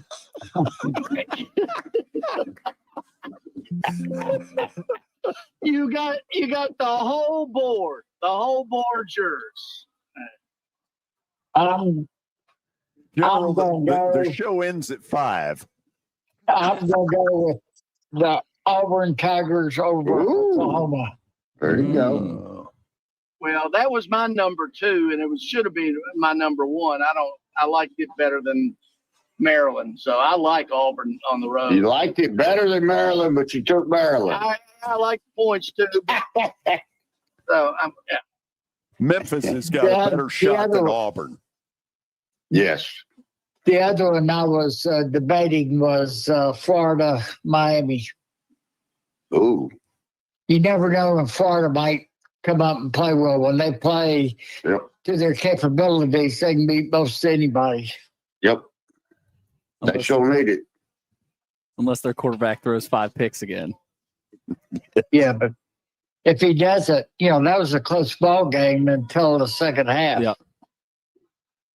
All right, so General rolling with the Auburn Tigers plus 7 at Oklahoma. Jackson Arnold going back to Norman. Should be a fun one there.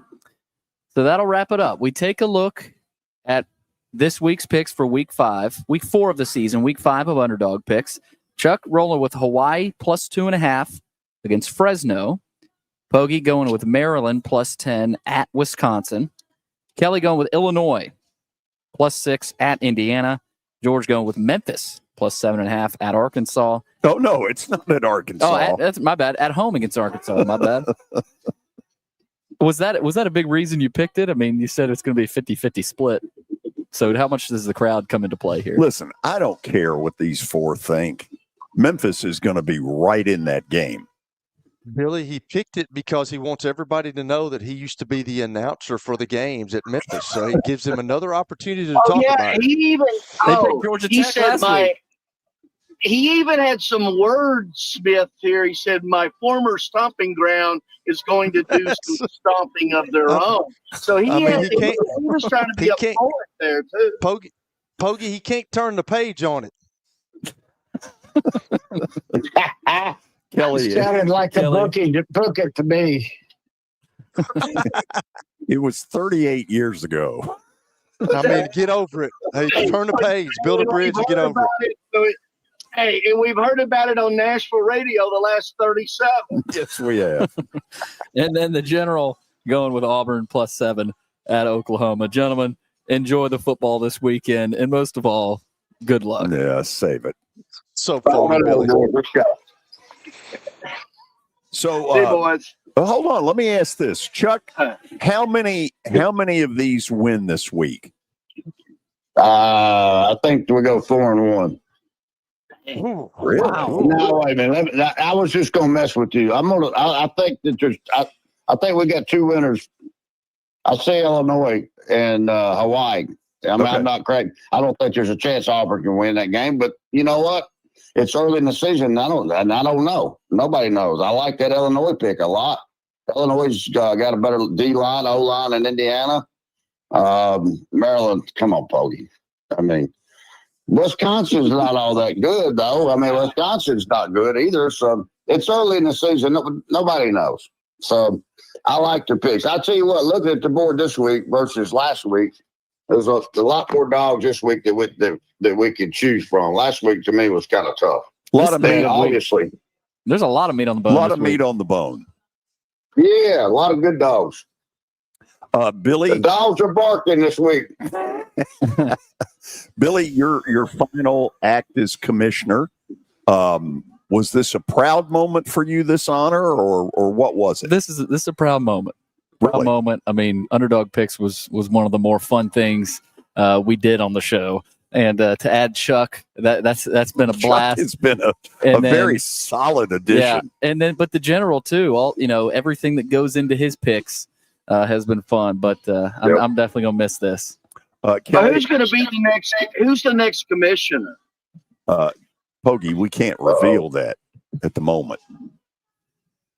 Are you like in negotiations? We are. We have an exclusive negotiating window. It's a money issue, Pokey. It's a money issue.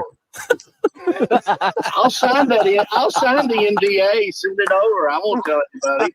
I think Kelly hit it right. It's a monetary issue.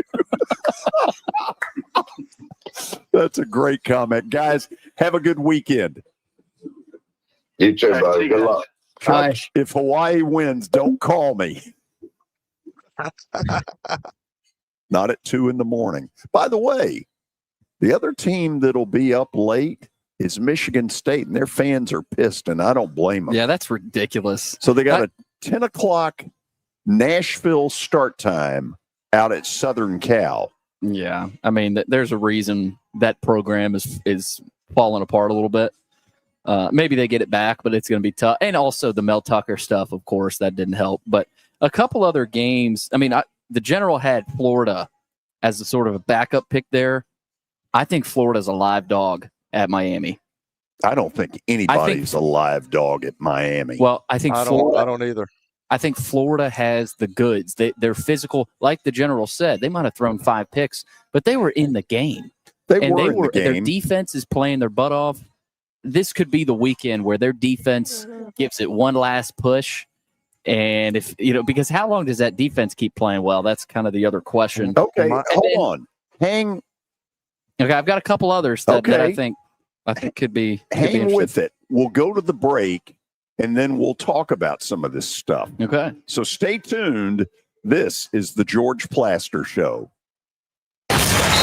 ESPN Radio lives here. Your sports live here on ESPN 94.9 The Fan. When I got my first car, my dad told me, keep the gas tank full and my number on speed dial.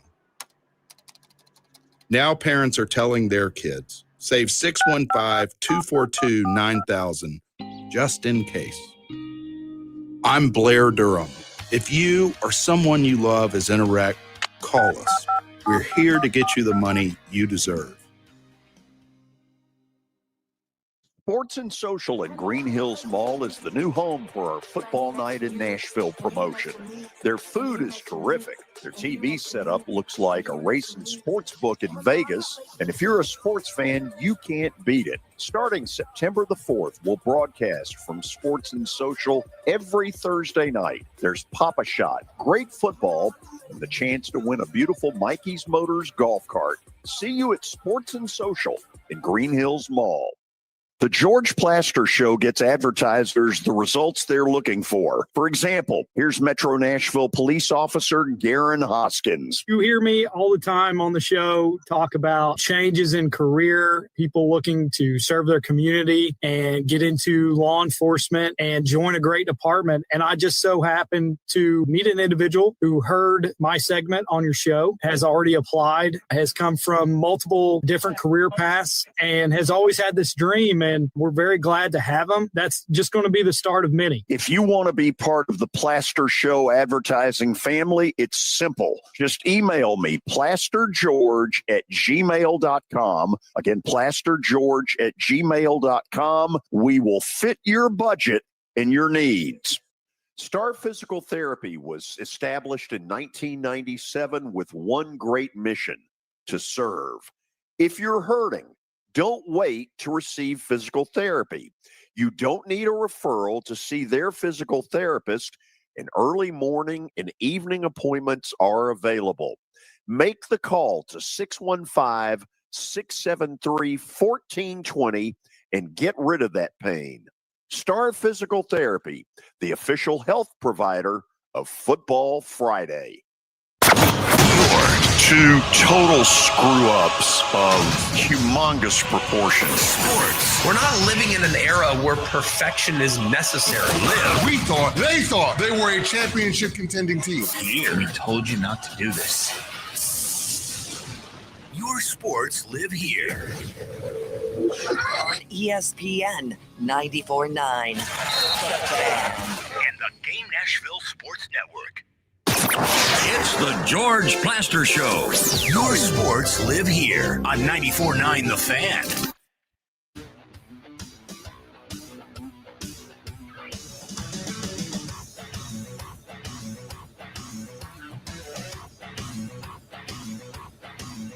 So the Underdog Picks are in the book as we welcome all of you back to Sports and Social in Green Hills Mall. It is football night in Nashville, and you need to come out and enjoy it with us tonight. The Miami Dolphins and the Buffalo Bills from Buffalo.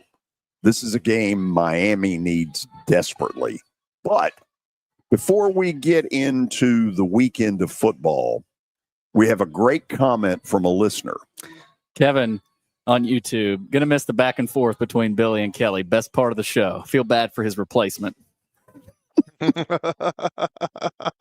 I'll be easy on him, Kevin. Okay.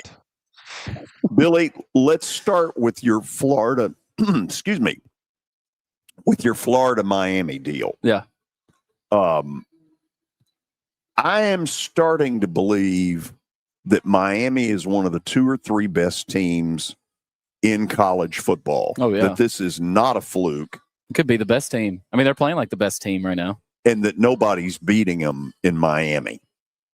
I just think with I think Florida's a team, they could easily be 2-1, even maybe 3-0.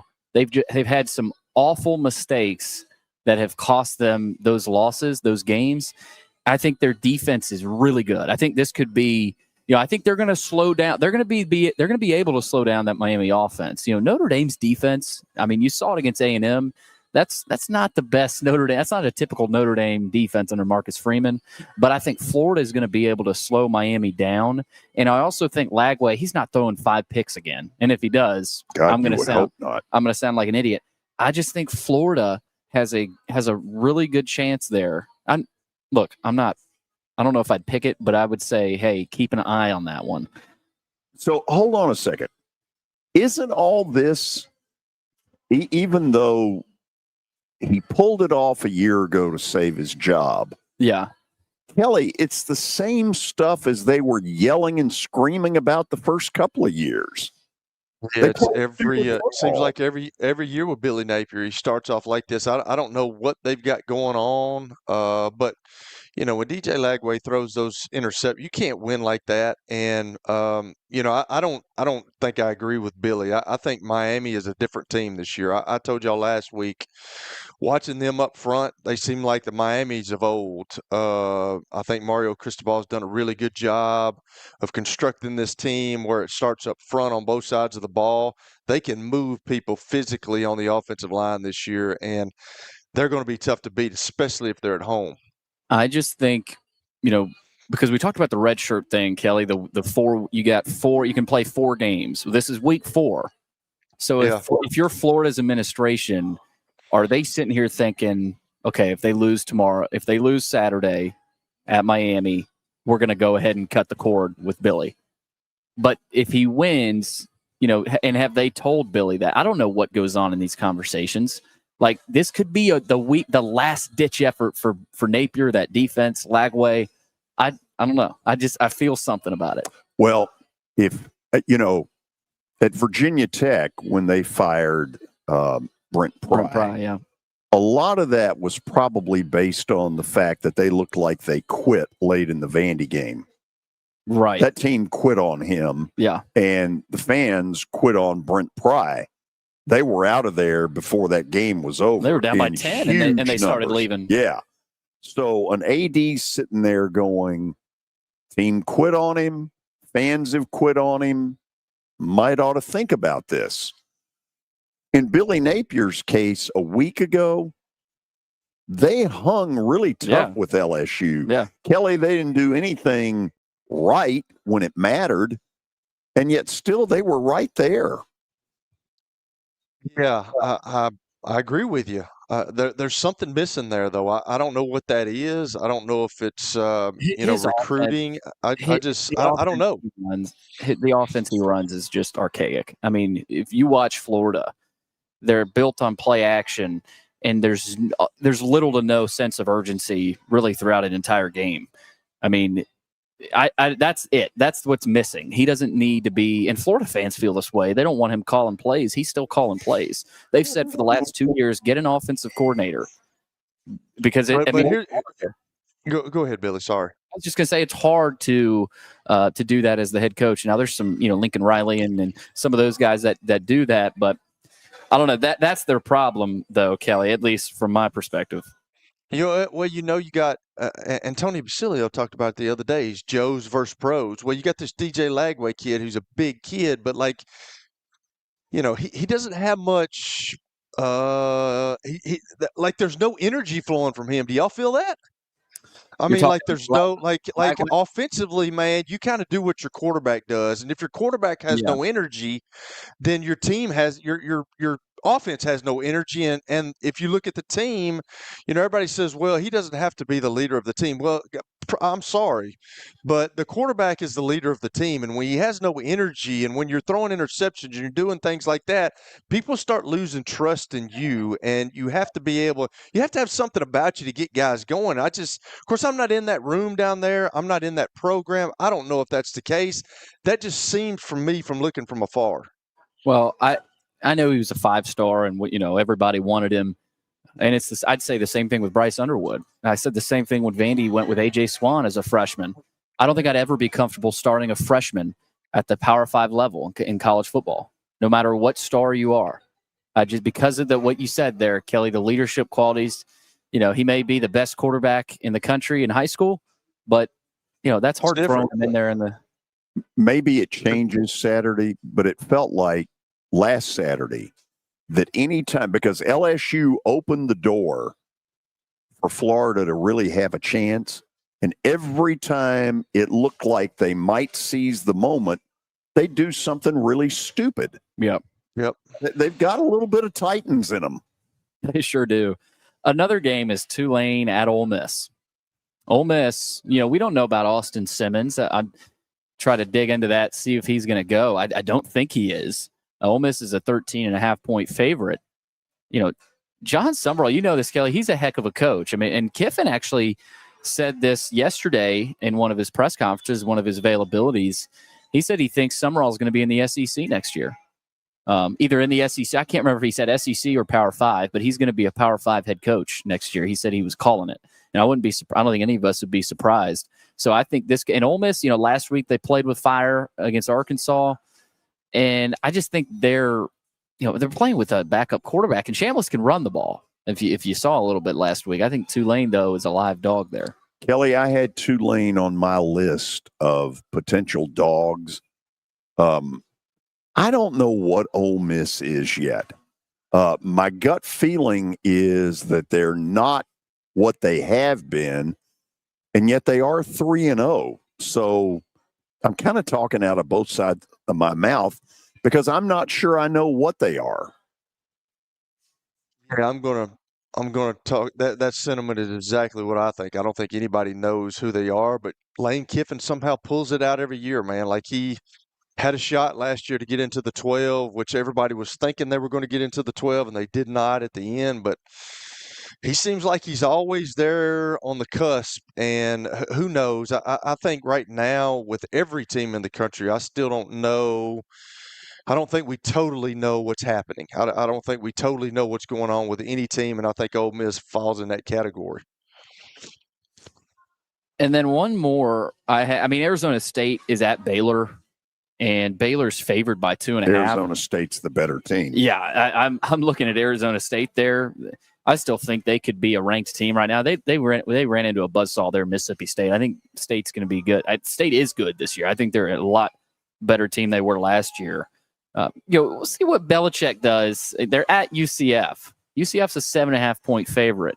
I don't know what UCF is. I think we do know what North Carolina is. They're not very good. But at what point do the Tar Heels get up off the mat and do anything? I had this game marked down because at some point, you're right, Billy. At some point, the Bill Belichick factor's got to take over a little bit, like hard work, doing your job, all that stuff. So I had them as one. They were the third on my list to because I don't think TCU's pretty good, and they showed that in the first game, and I don't think they were ready for that. There was so much stuff going on during the game. They had Jordan there, they had Lawrence Taylor there, they had everybody there watching the game, and I don't think they were ready for that. But I think with Bill Belichick and knowing his history, they're working, they're getting better, and I would not be surprised if they go down to Central Florida and beat them. What are we basing they're getting better? They've beat Charlotte. I understand that. I'm just saying. Well, I'm saying the track record of Bill Belichick. No, I get that his track record is there, but do they really have the goods? I don't think they have the goods, but they're going to get better. I will say that I don't think they have the goods. No, I don't. But like against UCF, they could. Yeah. Billy, one thing that's going to happen this weekend, you've got unusually hot weather for this late into September. For instance, it's supposed to be 93 in Nashville on Saturday afternoon, and at kickoff time for the Georgia State game, 85. The Memphis Arkansas game at 11 in the morning. There'll be some people passing out, and they may not all be in the stands. Stay hydrated, Tigers. George, are you going to the game? Are you going to tell everybody that you're sitting in for the game, or Kelly? I don't you're think doing the game. I don't think there are 5 people down there that remember me, and I basically had about 5 friends down there. John Albright. John Albright remembers. Will Fong remembers. After that, it's slim pickings. Well, everybody in Middle Tennessee knows you're down there. Oh, absolutely. You were down there at one point. Yeah. Absolutely. There in Georgia Tech. And Vanderbilt. You all can say what you want, but I think Memphis wins this game. Yeah, I don't see it. I'm more with you because I kind of threw that out there during the break before we started Underdog Picks. Silverfield's done a heck of a job. And he's being rumored heavily at Virginia Tech, which would be interesting because Virginia Tech hired a Memphis guy, Justin Fuente, and everybody's shock, it bombed. Where did he go, George? Where did Justin Fuente go? Like, we never heard anything else from him. That's a really good question. I don't have a good answer. I don't know where he is.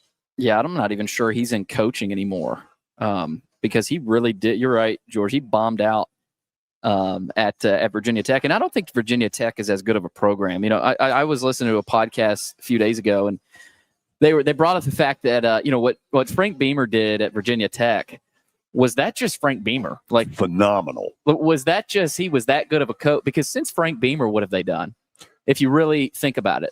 Well, one thing that's changed, back then, nobody wanted to play them. Kelly, you know how tough they were on defense. You couldn't block them. You know, you get a punt blocked. They were not Beamer always ball. Other than the Michael Vick part of it. Well, when explosive you lose, on offense. They lost Beamer ball.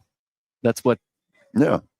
But Fuente is not currently coaching, Kelly. He's a senior advisor for the College Football Playoff Committee, actually. Is he really? Wow. We have a very mean-spirited comment from Otis, who says, Kelly, it's been 65 years ago that George was there. I know. That's why I'm telling him, Otis, he's got to build a bridge and get over it. We don't want to hear it every week on this show. I mean, we don't want to hear that he was the play-by-play guy at Georgia Tech or Memphis or Van. Who cares? That was a long time ago. Here's what you're worried about, okay? And you're not saying it. I took a former broadcast school of mine last week and won, and I'm about to do it again. Yeah.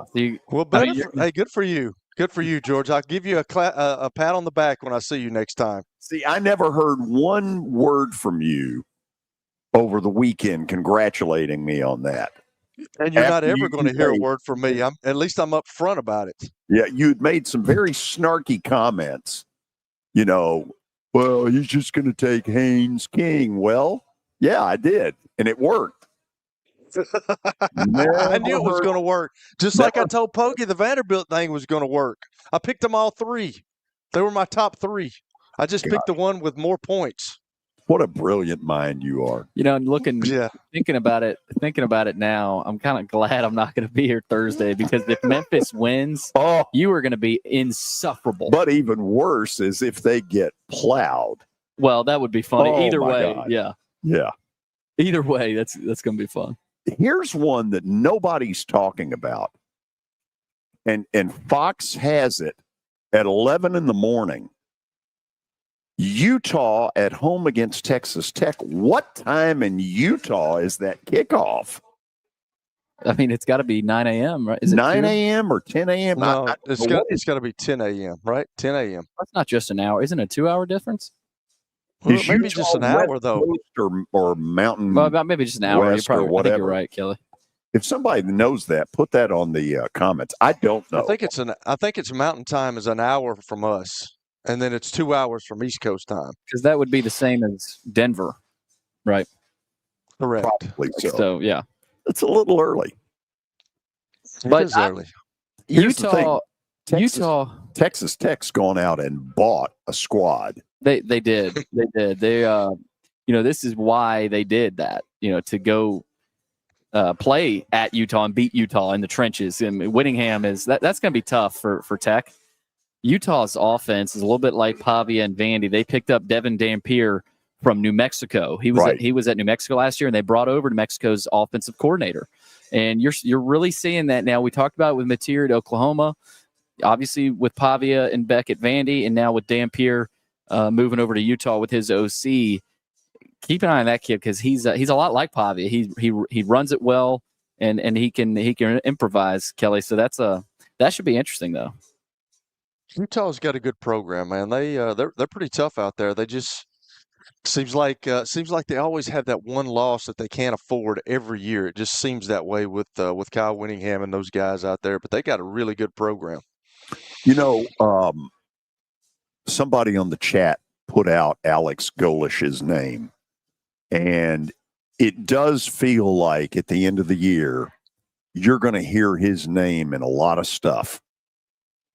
Really? There's no doubt. I mean, there's no doubt. Look, I don't know. I'm assuming that a little bit of South Florida, losing 49-12 is because Miami really is that good. And also the third big game in 3 weeks. And I think on the college level, when you have a school have to play 3 in a row, the third one doesn't always turn out real good. No, and they played they got 2 really good wins that nobody thought they were going to get. But that going down to Miami, I just think Miami's different this year, guys. For some reason, I just feel that. I feel Carson Beck was kind of the last deal that they had to get. And I just think that they got a shot at this whole thing. I think Mario Cristobal has done a really good job with his staff, with getting players, and he got Carson Beck, who's leading the team, and he's played really well. He's not turning the ball over, and they're built up front. And I just think they're going to be a tough out. Okay, after the break, I'm going to give you 2 winners tonight. I know you breathlessly await that. This is the George Plaster Show. And Kelly, don't you forget it.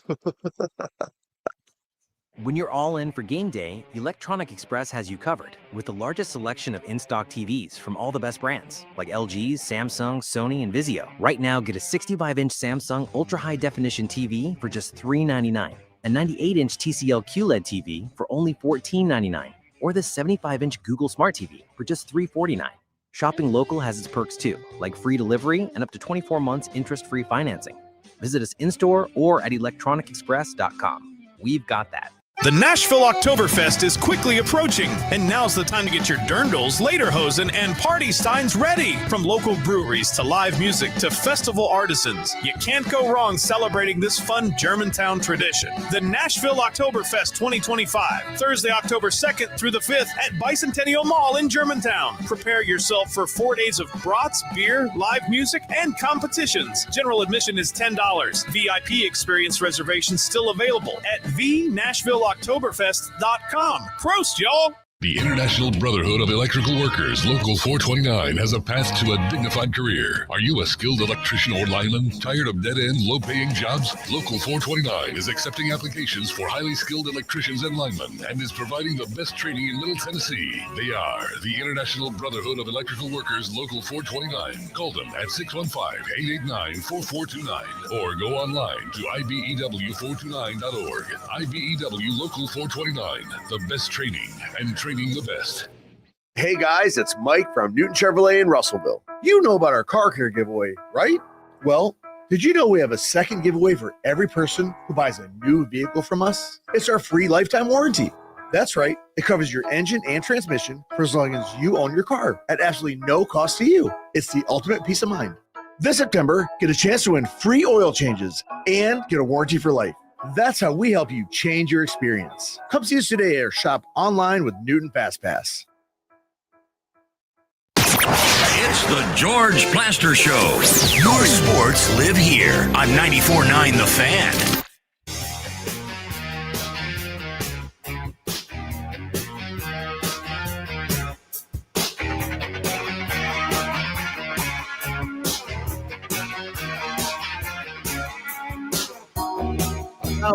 On a Thursday, live from Social in Green Hills, ahead of tonight's Bills-Dolphins game. Also got a college game tonight, Rice and Charlotte, over on ESPN as well. So see what happens there, but also Bet of the Day, brought to you by Bart Durham Injury Law. We take a look what happened over the weekend. Well, over the weekend, it's a Thursday. What am I talking about? Last night, got a win with the Astros, but a loss with Seattle. Oh, yeah. Seattle gave up, I want to say 4 in the 8th after getting a lead. They won today, but that doesn't do me any good. So I'm going to make this really quick. You got to take Buffalo. If you take Miami, you take them at your own risk. If there's a blowout, Miami will be on the bad end of it. I can't see a scenario where it's anything but Buffalo minus the 12. You got to take them. And then in the game that has the country riveted, give me Rice-A-Roni minus the 2.5 against Charlotte. Kelly, give Billy your heartfelt goodbye. Billy, hey man, it's really been fun working with you, man. I enjoy busting your chops. I've grown to love me some Billy Derrick, man. Anything you need, anytime, you just give me a call, and I wish you luck on your new job, brother. Thanks, Kelly. Go play in the street while you're at it, Hoss. Okay. All right, man. Talk to you, man. Billy, I'll leave you with this. If you need his help, you're in deep. You know what? Billy, have a good weekend. All right, man. See y'all. See you, Kill. Tomorrow, a Football Friday edition of the show. Thanks for being with us on the George Plaster Show.